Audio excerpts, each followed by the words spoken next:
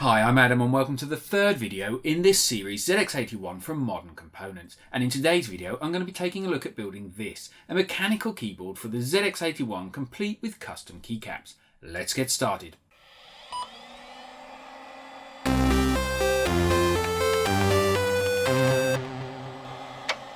In the previous video, it appears I forgot how to QWERTY, and I placed the Y and U keys the wrong way round.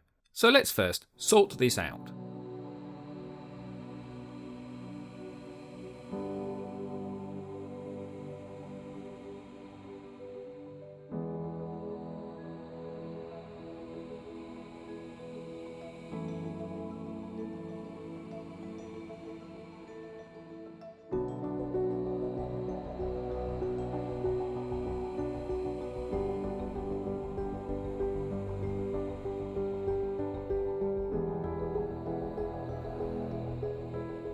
Then next, there were some tracks that didn't get curved properly, so let's put them right.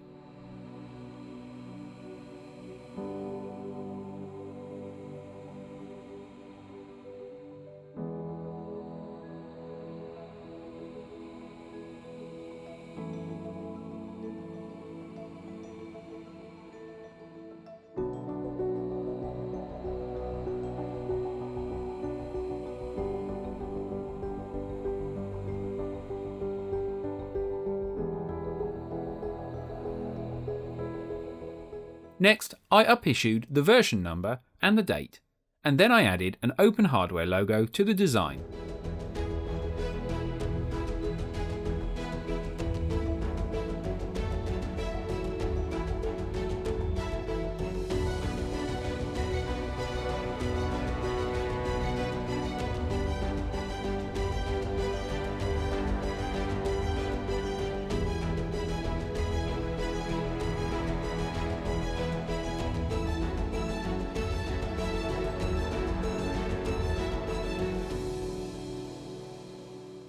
There, much better. You'll find this updated version on GitHub and PCBWay's shared project area. The links are in the description. This video is sponsored by PCBWay.com, manufacturers of great quality PCBs. With prices starting from just $5 and rapid turnaround, bring your creations to life by uploading your PCB design today. PCB prototype the easy way with PCBWay.com. The PCBs I ordered in the last video arrived and look fantastic.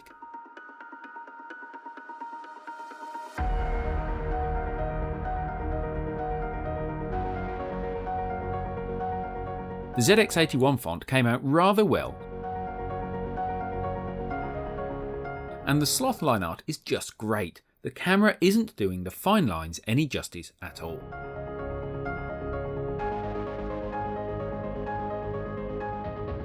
Soldering the switches directly into the PCB without a plate to hold them means that there is some play in their positioning. So, to hold them square and in place while I soldered them, I used sticky tack, and this seemed to work much better than tape.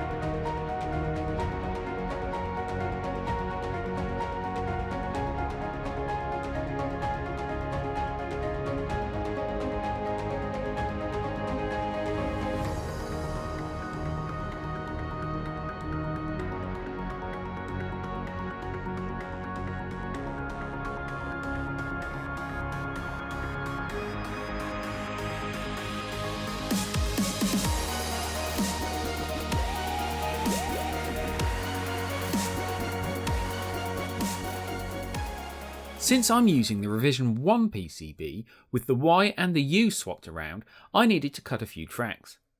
After cutting the tracks, I checked the continuity had indeed been broken by using a meter.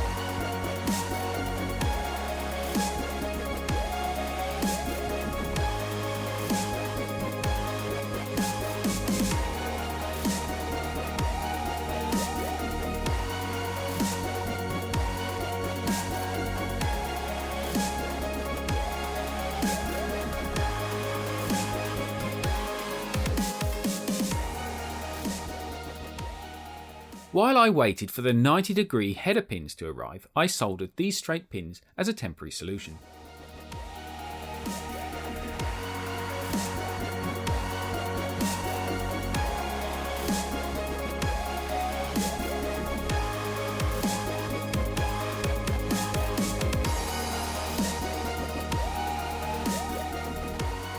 Next, I needed to cut a few tracks on the underside of the PCB and add some bodge wire links to overcome the Y and the U keys having been swapped around.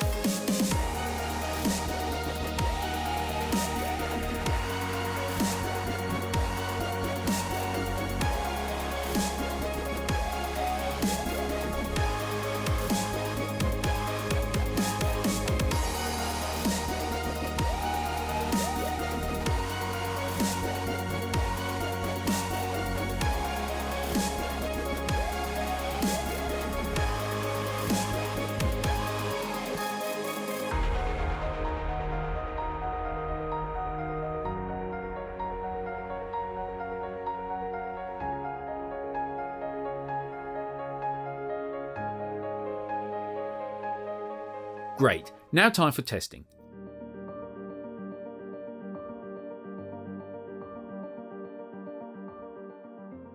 All was good, so I glued the bodge wires in place for neatness.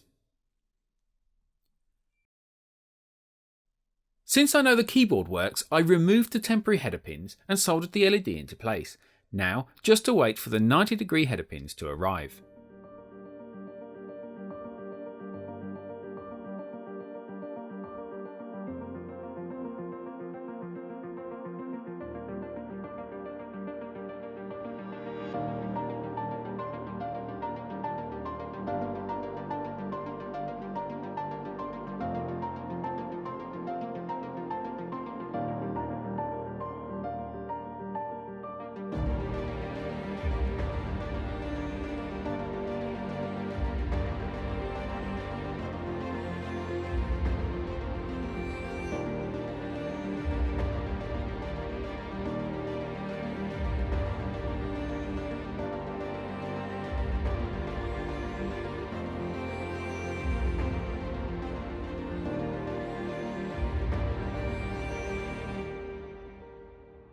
Next, I needed some keycaps and found a faulty keyboard being given away for free on Facebook Marketplace. The keycaps were a little grubby, so I gave them a quick wash and dry before fitting them to my ZX81 mechanical keyboard.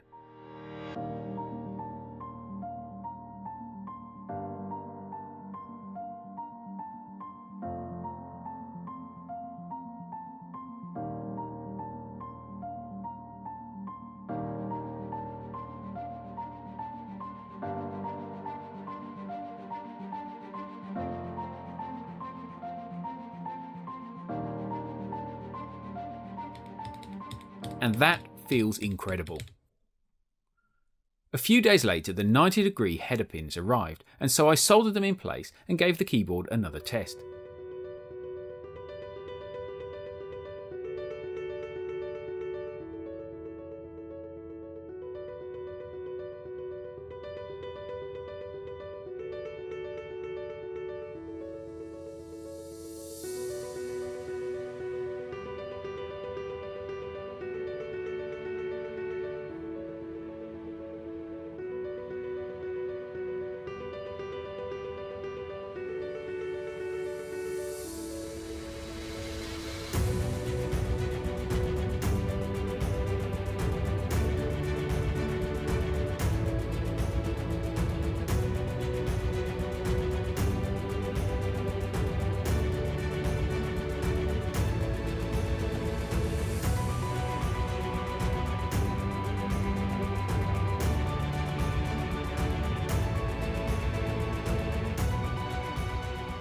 Fantastic, all is working.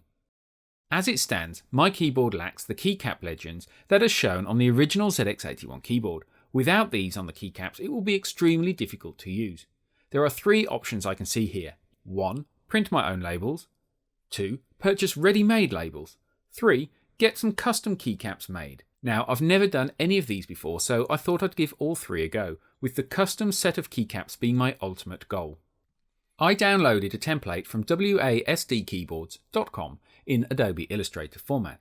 They also offer Inkscape formats too. I've never used either application, but since Illustrator is included in my Adobe subscription, I thought I'd give it a go.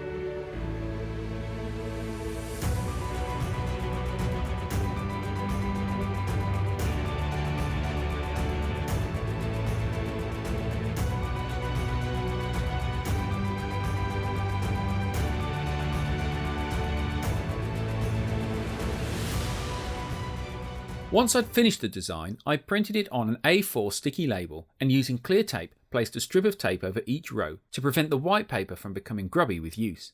I then cut each keycap out with scissors, and this did take quite some time. So by printing my design like this, I was able to see how everything would look on the keys before sending them for manufacture.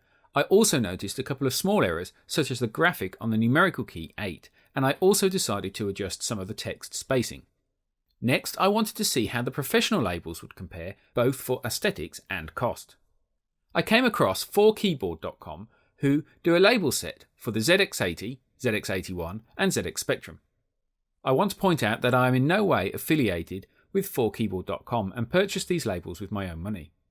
Searching for ZX81 doesn't reveal anything, so do a search for Spectrum instead and you'll find it. One sheet is priced at $3.86 and shipping to the UK was only $3.55.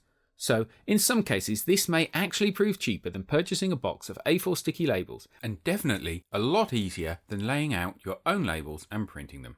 So here are the labels: ZX80 on the left, ZX81 in the middle and ZX Spectrum on the right. I'm only going to apply these to 6 keys and compare to my own labels.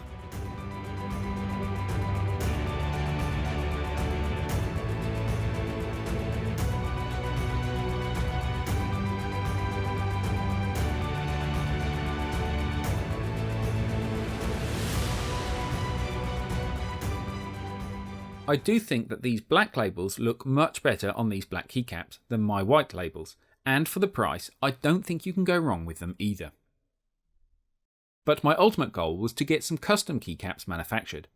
Having seen that my own label designs fitted the keycaps okay, and having fixed the minor errors I found in the layout, it was now time to get them professionally made. Within the template, I enabled this layer to show the colour for the keycaps. Note that this colour is not what the keycaps will be manufactured to, it's only used to see how the keys would look in this file. One thing it's great for is it will immediately point out anything that is not transparent, such as the graphics on these numerical keys and some other lettered keys. The manufacturers will print any colour in the file, and hence the graphics would print with white in them, and I don't want that. Instead, I want them to be transparent, so the colour of the keycap will show through. So I recommend you view your design like this with a colour for the key before submitting it for manufacture. Right, I'll just quickly get rid of the white and make them all transparent. Before we can use this file to place our order, we must first transform all of the text into vector graphics. To do this, we select this tool, select everything, and then from the menu we select Object and Expand. and then click OK. Now save it with a different name so that you know it's the expanded version. This way you can easily go back and edit text in the other file should you need to. I ordered my keycaps from WASDkeyboards.com, and I must stress that I am in no way affiliated with them, and I paid for these keycaps myself. So to order, select the 62 key Cherry MX keycap set. I selected the ISO set since I also have a UK layout keyboard that I plan on using some of the spare keys with. Next we choose the colour of the keys. You can individually select key colours like this, or if you want to do all of the keys the same colour, select your chosen colour and then select the appropriate key group. So I'm going for beige keys, slate for the modifier keys, and a couple of orange keys. The modifier keys aren't going to be used on my ZX81, but I plan to use them on another keyboard that I already have. And since they are included in the cost, why not get them in the colour that I want? Next we progress to Legends and select Upload Design.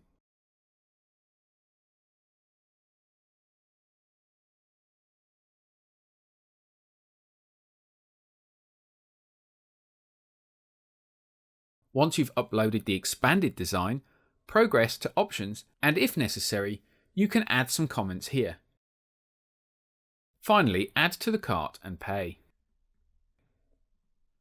Ordinarily, I would go for the first class international mail service, but right now, in January 2023, the Royal Mail in the UK have suffered a cyber attack that is affecting the international mail.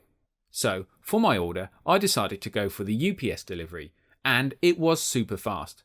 Including manufacture and delivery, it only took 5 days for me to receive my keycaps from the US, and that's including me ordering them on a Saturday. And as I mentioned earlier on in the video, I used the spare keys for special designs that I'll use elsewhere. Right, let's get the keycaps onto my keyboard.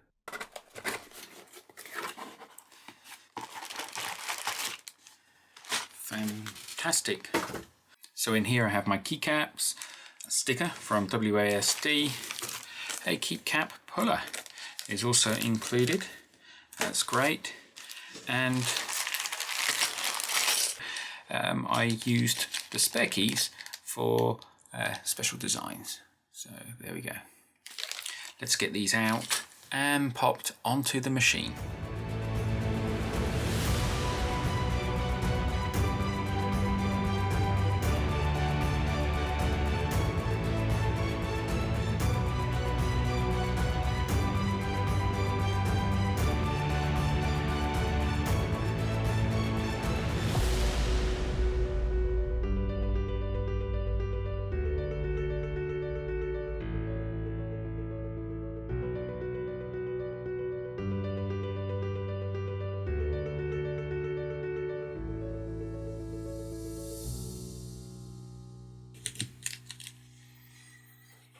I like very much.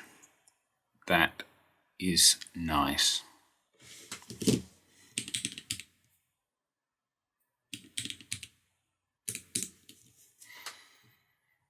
Before I started to think about any case designs, I needed to learn how to use a suitable CAD package. I initially tried FreeCAD, but found this quite hard going. I then tried Fusion 360, and for me this seemed to just flow a little better. Before starting any complicated design, I wanted to have a play with a simple keyboard case, where the PCB simply sits into a recess on top of the case. This way I could learn my way around the software a little better and prepare myself for a more complicated design. After an initial play, this is what I came up with. So the green part is representing the PCB. I didn't draw all of the switches as I'm still rather new to 3D design. Let's spin this around and look underneath. To help speed up the print and use less filament during any test prints, I cut these holes into the bottom of the case. Right, I'll hide the PCB and let's take a look at just the case. I included 6 posts to fix the PCB to, and after printing it out, I think any future design, these should have a greater diameter or even be a quadrant in each corner of the case. This isn't going to be a Fusion 360 tutorial, but for anyone interested in how you start a 3D drawing like this, it started by drawing a 2D sketch containing all of the measurements. The 3D shape is then extruded up from this. It took a little while to get to grips with, and after seeing what went into my design, I am in awe of the people who are able to design complicated shapes and components with applications like this. Right, moving on to the print. With the PCB still hidden, I selected everything else and then exported as a 3MF file.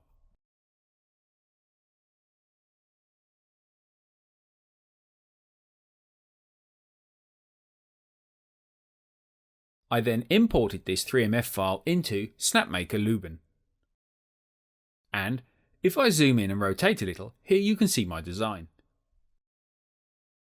Next, since this was going to be an initial test print, I selected Fast Print, which is faster to complete and of a lower quality.